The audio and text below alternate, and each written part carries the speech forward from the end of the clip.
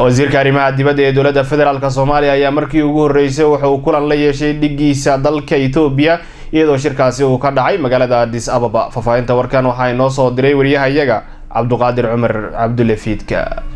wasiirka arrimaha dibadda iyo iskaashiga caalamiga ah ee Jamhuuriyadda Federaalka ah ee Soomaaliya Ambassador Ahmed Ciise Caawad ayaa waxa uu kulan kula yeeshay magaalada Addis Ababa ee dalka Itoobiya. Dr. Wagneh Jibinyo waxa ayna ka wada hadleen labada mas'uul xoojinta xiriirka laba geesoodka ah iyo iskaashiga dhinacyada badan leh ee u dhaxeeya labada dal waa Soomaaliya iyo Itoobiya.